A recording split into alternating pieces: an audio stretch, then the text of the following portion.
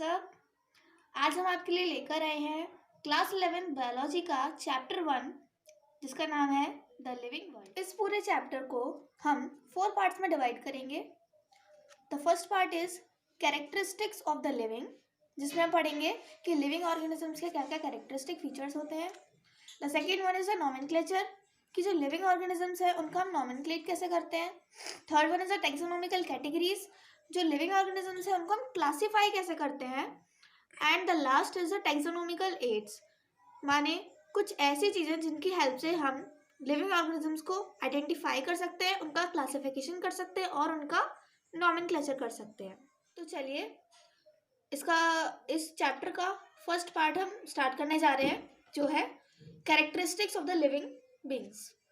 हमारी एनसीईआरटी के अकॉर्डिंग हमें जो कैरेक्टरिस्टिक्स हैं लिविंग बींग्स के, वो 4 दिए हुए हैं, जिनमें से फर्स्ट है growth, reproduction, metabolism and the consciousness, जिसको हम सेंसिटिविटी भी बोल सकते हैं। यहाँ पर व्हाट इज लिविंग में आप देख सकते हैं, फर्स्ट टॉपिक दिया हुआ है ग्रोथ के बारे में, फिर दिया हुआ है रिप्रोडक्शन के बारे में, फिर metabolism and then about the consciousness. ठीक है, तो इन्हीं 4 टॉपिक्स को हमको डिटेल में पढ़ना है।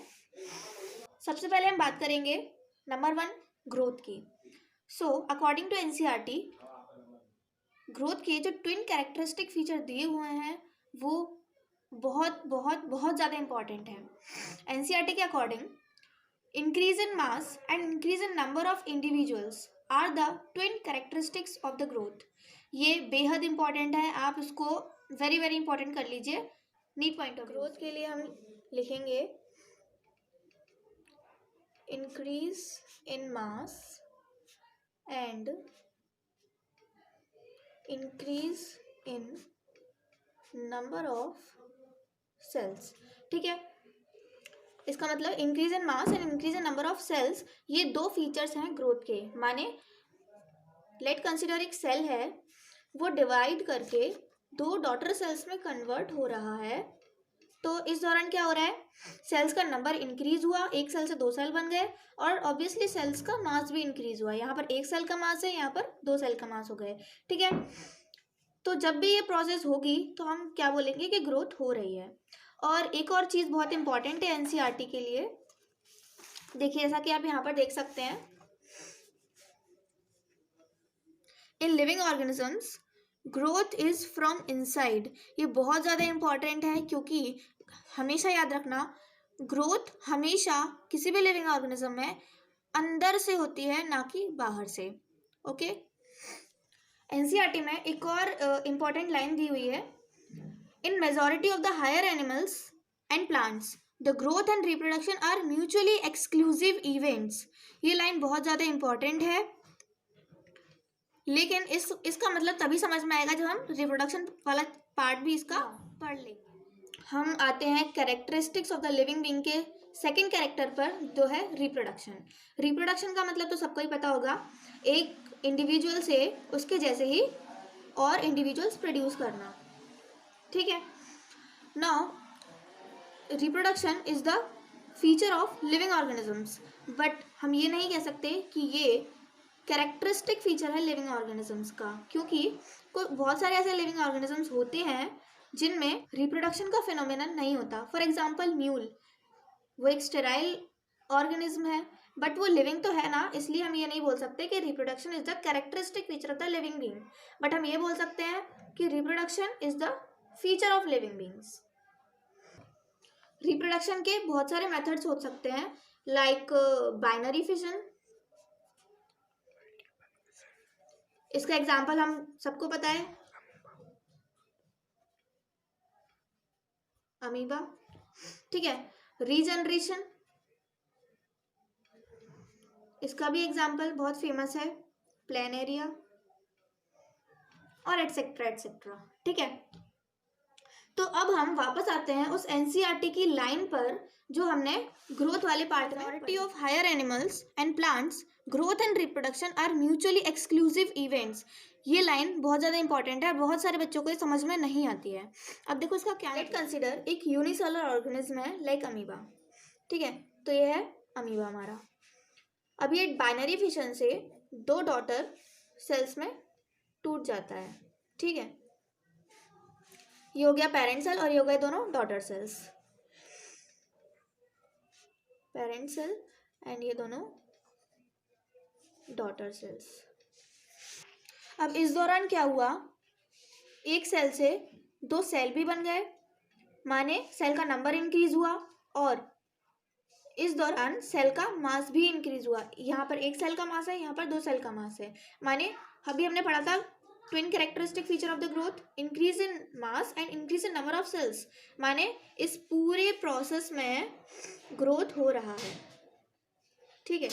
अब अगर हम इसको एक सेल ना मानकर एक ऑर्गेनिज्म माने, क्योंकि एक सेल है और एक ऑर्गेनिज्म भी है, तो एक ऑर्गेनिज्म से दो ऑर्गेनिज्म बन गए उसके जैसे ही, तो इस प्रोसेस को हम रिप्रोडक्शन भी बोल सकते हैं, ठीक है। तो एक ही प्रोसेस के दौरान सेम टाइम पर दो चीजें हो गई, एक ग्रोथ हो गया, एक रिप्रोडक्शन हो गया, माने क्या हो गया, तो हम इस प्रोसेस में क्या बोल सकते हैं, that in unicellular organisms the growth and reproduction are mutually inclusive events, माने साथ ही साथ दोनों चीज़ें हो गई, ग्रोथ भी हो गया, रिप्रोडक्शन भी हो गया, इसलिए हमने बोला म्यूचुअली इंक्लूसिव इवेंट्स। अब आइए हम एनसीईआरटी की लाइन पर। In majority of higher animals and plants growth and reproduction are mutually exclusive events. चलिए इस लाइन को समझते हैं। हमने अभी अभी एग्जाम्पल देखा एक यूनिसेलुलर ऑर्गेनिज्म का, लेकिन जब हम मल्टी सेलुलर ऑर्गेनिजम्स की बात करते हैं तब मान लीजिए मल्टी सेलुलर ऑर्गेनिजम्स में एक सेल है ये, ठीक है, और ये पूरा एक मान लीजिए ऑर्गेनिज्म है, ठीक है, इसमें बहुत सारे सेल्स हैं। अब एक सेल डिवीजन के द्वारा दो सेल में कन्वर्ट हुआ, ठीक है, तो इस प्रोसेस में क्या हुआ, सेल डिवीजन हुआ और माने की ग्रोथ हुई, क्योंकि सेल का नंबर भी इंक्रीज हुआ और सेल का मास भी इंक्रीज हुआ, तो एज अ होल हम इसको ग्रोथ बोलेंगे, ठीक है। लेकिन इस दौरान क्या ऑर्गेनिज्म भी रेप्लिकेट हुआ, क्या एक ऑर्गेनिज्म से दूसरा ऑर्गेनिज्म बन गया, नहीं, इसका मतलब रिप्रोडक्शन नहीं हुआ, ठीक है, माने कि एक टाइम पर एक चीज हो पा रही है, ग्रोथ तब हुई जब सेल ने डिवाइड किया और रिप्रोडक्शन तब होगा जब एक ऑर्गेनिज्म दूसरा ऑर्गेनिज्म बना लेगा। इसलिए यहाँ पर कहा गया है in higher animals and plants, माने multi cellular organisms growth and reproduction are mutually exclusive. जो दो इवेंट्स हैं ग्रोथ एंड रिप्रोडक्शन वो साथ साथ नहीं हो पा रहे, एक ही प्रोसेस में नहीं हो पा रहे, उनके लिए दो अलग अलग प्रोसेस चाहिए, इसका मतलब यही है। चलिए अब आते हैं हम अपने next characteristic of the living पर, जो है metabolism. It is the most important of all the characteristics of the living, क्योंकि इसको हम बोल सकते हैं characteristic feature of the living organisms. क्यों, आइए समझते हैं। देखिए, कोई भी अगर ऑर्गेनिज्म होगा तो उसका सेलुलर ऑर्गेनाइजेशन भी होगा, माने वो सेल्स से बना होगा, चाहे वो यूनिसेलुलर हो चाहे वो मल्टी सेलुलर हो। अगर यूनिसेलुलर होगा तो एक सेल होगा, मल्टी सेलुलर होंगे तो बहुत सारे सेल्स होंगे, ठीक है। अब हर सेल के अंदर केमिकल रिएक्शन तो चल ही रही होगी, for example glycolysis, Krebs cycle और वगैरह वगैरह, ठीक है, तो जिससे कि उस ऑर्गेनिज्म को एनर्जी मिल सके। तो जितने भी सारे केमिकल रिएक्शंस चलते हैं हमारी बॉडी में या किसी भी लिविंग ऑर्गेनिजम्स की बॉडी में, उस सारे के सारे केमिकल रिएक्शंस को एज अ होल हम बोल देते हैं मेटाबॉलिज्म। इस पूरे फिनोमेनन को बोलते हैं मेटाबॉलिज्म। अब कोई भी लिविंग ऑर्गेनिज्म होगा उसको एनर्जी तो चाहिए ही चाहिए होगी, और एनर्जी चाहिए होगी तो मेटाबॉलिज्म भी होगा। इसलिए अगर कोई चीज़ लिविंग है तो उसके अंदर मेटाबॉलिज्म होगा ही होगा। इसका मतलब हम ये कह सकते हैं that metabolism is the characteristic feature of the living organisms. देखिए एनसीईआरटी में एक लाइन लिखी हुई है, metabolism is a defining feature of all living organisms without exception, माने कि किसी भी एक्सेप्शन के बिना मेटाबॉलिज्म एक कैरेक्टरिस्टिक फीचर है लिविंग ऑर्गेनिज्म का। और आगे देखते हैं, isolated metabolic reactions in vitro are not living things but surely living reactions. इसका मतलब ये हुआ, अगर हम जितने भी केमिकल रिएक्शंस किसी लिविंग ऑर्गेनिज्म के बॉडी के अंदर चल रहे हैं, अगर हम उसको बाहर करें, माने कि उन केमिकल रिएक्शंस को अगर हम बाहर परफॉर्म करवाएं, तो वो लिविंग थिंग्स तो नहीं होगी, बट वो जो रिएक्शन होगी वो लिविंग रिएक्शन होगी, हम उसको नॉन लिविंग नहीं कह सकते हैं। हमारे एनसीईआरटी के अकॉर्डिंग जो कैरेक्टरिस्टिक दिया है लिविंग ऑर्गेनिज्म का, दैट इज कॉन्शियसनेस, और जिसको हम बोल सकते हैं सेंसिटिबिलिटी। इट मीन्स जितने भी सारे लिविंग ऑर्गेनिजम्स हैं उनकी ability to sense their environment and to respond for their environment.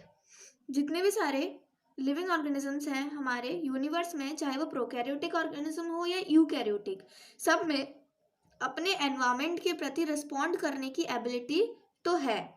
इसलिए अकॉर्डिंग टू एनसीईआरटी ये जो प्रॉपर्टी है कॉन्शियसनेस वाली, ये भी एक कैरेक्टरिस्टिक फीचर है लिविंग ऑर्गेनिज्म की। अब यहाँ पे एक इंपॉर्टेंट लाइन और आती है, organisms therefore are aware of their surroundings, human being is the only organism who is aware of himself, that is has self consciousness. इसका मतलब जितने भी सारे लिविंग ऑर्गेनिज्म हैं वो अवेयर है अपने सराउंडिंग के एनवायरनमेंट के लिए, बट ह्यूमन बीइंग ही एक ऐसे ऑर्गेनिज्म है जो अपने खुद के बारे में अवेयर है। ये भी एक इम्पॉर्टेंट लाइन है। फ्रेंड्स, आज का लेक्चर यहीं ख़त्म करते हैं, और जाते जाते आपके लिए एक question, which of the following is a feature of living organisms? Your first option is cellular organisation, second consciousness, third self consciousness, and fourth cellular organisation and consciousness. तो जल्दी से अपना आंसर हमें कमेंट करके बताइए, और जो लोग इसका सही आंसर बताएंगे उनके नाम अगली वीडियो में हाईलाइट किए जाएंगे। So that's it for today guys. अगर आपको हमारा लेक्चर अच्छा लगा हो और आपको कुछ सीखने को मिला हो तो हमारे इस वीडियो को लाइक कीजिए, शेयर कीजिए, सब्सक्राइब कीजिए एंड बेल आइकन को प्रेस कीजिए।